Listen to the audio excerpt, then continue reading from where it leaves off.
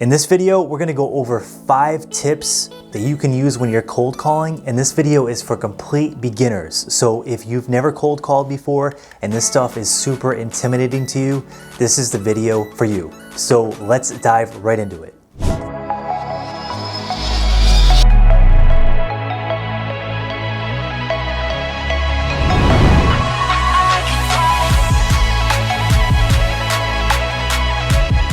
Why cold calling? Why is it so important to get on the phone and cold call? So first off, I want to say when you first start cold calling, it's going to be super intimidating. You know, nobody loves the idea of picking a phone up and trying to cold call a complete stranger. And that's because we're afraid of what people are going to think, what people are going to say, how people are going to respond to us. And that's totally normal. So if you feel all those things and you feel that fear and you have that little bit of anxiety every time you're about to cold call, that's entirely normal.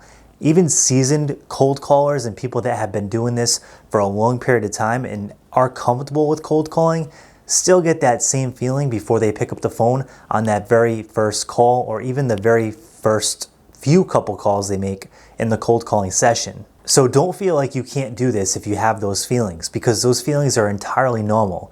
And the good news is once you start cold calling and once you get a little bit into that session, say 10-15 minutes in, you start to loosen up and you start to feel like, hey, this isn't so bad after all. And then once you get another 15 minutes in, you're gonna be like, wow, this isn't hard. I just had a really good conversation. I just got myself a lead that might list in a month. And that creates a lot of motivation and a lot of incentive to keep dialing, and it starts to even become a little fun. So if you feel those feelings, just know they're entirely normal, and if you just push through it, jump on the phone and dial, things will get better. But let's dive into 5 things that you should be doing before you begin your session. The first thing is get yourself a good dialer. So dialing by hand can be really tough. If you're gonna try to do circle prospecting or a prospecting method that requires you to do a lot of phone numbers to get a smaller amount of answers and conversations, you're gonna wanna invest in a dialer, in a dialing list. The one that I currently use is a Mojo dialer, and I like the Mojo dialer because the prices are still fairly good. It allows you to pull quite a bit of contacts if you want to do circle prospecting. There's actually no limit currently on how many lead lists you can pull. You can actually go into their neighborhood search feature, basically pick whatever neighborhood you want and pull as many leads as you want from that neighborhood and just start dialing them with the triple line dialer. Now they do have a single line dialer option, which allows you to just basically call that list and you don't have to hand dial numbers, which is a really good place to start if you have a limited budget. But if you have a little bit more money to invest, I personally think the triple line dialer is a very good investment, and I think it's worth doing if you can do that. A couple other dialers that you may want to look into is Vulcan 7. I hear they have great data and it's a great system. They're a little more expensive, but I hear a lot of agents really have good experience with that phone dialing system.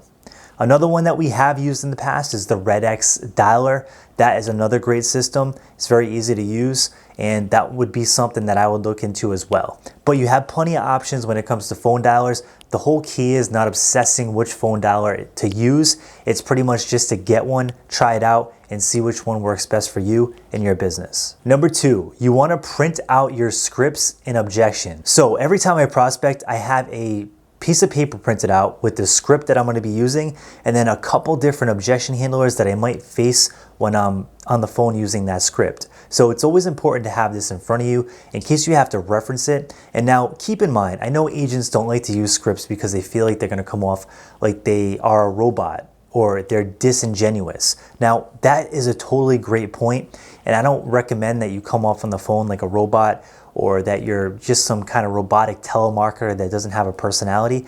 This is going to lead to a lot of frustration and a lot of people hanging up on you.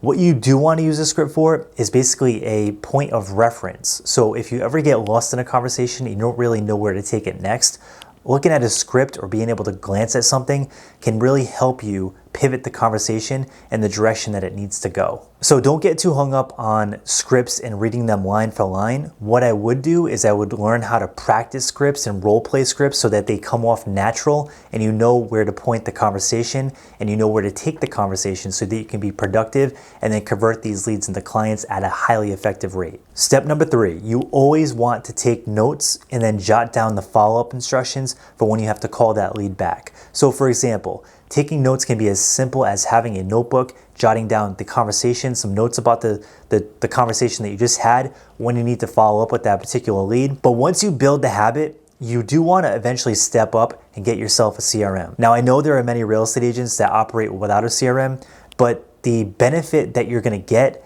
versus the cost is going to be huge. So real estate CRMs, they're really not expensive these days. There are a lot of great CRMs and a lot of great CRM companies that offer amazing products that you can plug into and plug your business into that's going to just really increase your follow-up game tenfold. So I highly suggest that you invest in a CRM at some point. If you don't want to do it right away and you're a brand new agent and you're just starting out and you're trying to learn the fundamentals, you can get away with doing this with a notebook, but eventually I would scale up and invest in a good CRM. Step number 4, you want to practice your opener. So the biggest thing with cold calling is the first 5 seconds to 10 seconds make the biggest impression. Now, if you lose them on the first 5 to 10 seconds, they're gone. Now, I've seen agents lose leads on that first opener that are completely convertible. There are people that want to talk to agents that are open to have a conversation. They might even be interested in selling, but when you open the conversation the wrong way, it turns people off and they hang up the phone. Things that I would avoid are long pauses. So when they answer the phone, if you pause too long before saying something, it can cause a big problem because in their mind, they're thinking, wait, this is some kind of automated call service. And we all get those phone calls and we all hate those phone calls. Think about the last voice recording that you got when you pick up the phone and you're like, hello, and you get this long drawn out pause. And then it's just some robot on the other line or automated voice message that was pre-recorded. How annoying is that? Now, a lot of these people get those same exact phone calls. So as an agent, you need to separate yourself and you need to open the phone call in a charismatic way that engages them. So another thing not to do is, this is kind of controversial and I've kind of played with this, but when you open a phone call, if you say, hi, is this John? Well, they might be like, hi, is this John? This person doesn't even know me. This person is just probably calling to sell me something. But if you hear them answer, and it's most likely John, I would say, hi, John, how are you today? And then like, wait, who is this person? Now you're almost to that 5-second mark of the phone call. Then you can follow it up and say, hey, look, I'm not looking to take too much of your time today. I'm just calling to see if you still own the property at 123 Main Street. Big difference there because I've caught his attention. I've told him I'm not looking to take up too much time. Another line that I like throwing in is I'm a local neighborhood realtor. How are you today? Now, a local neighborhood realtor, when you hear that, it basically identifies you as someone that probably lives in their neighborhood and they might even know you. So they're less likely to hang up. They realize that you're a real person, most likely in the community, and they're going to give you a chance and they probably will hear you out. Now, not every phone call you're going to get heard out on. So you could be doing everything perfect and you could be having the best openers in the world and you're still going to get hung up on. But the probability of you having a good conversation, if the person is considering doing something and they're willing to hear you out, goes up tenfold if you can just get this opener down. Number 5, this is probably the most important part. Now, it kind of ties in a little bit to number 3, which is collecting data. So once you get your CRM fired up, you want to be able to collect data at a high rate and really be able to take notes on the conversations you have and then be able to identify when to follow up with that person. So the truth is that most real estate cold calls are not going to end up in an appointment. The likelihood of you calling somebody out of the blue, especially if you're circle prospecting and saying, hey, do you want to sell your house? And they say, yes, come over and I'm going to let you list my house, is extremely low. Trying to find that conversation is like finding a needle in a haystack. What's more likely to happen and what I would identify as a win is having a conversation with a seller that's looking to do something in the next 2 or 3 months, even maybe longer, and you want to build individual pipelines and buckets within your CRM to be able to stack these different sellers that are looking to sell at different times, which I'm going to go into in further videos.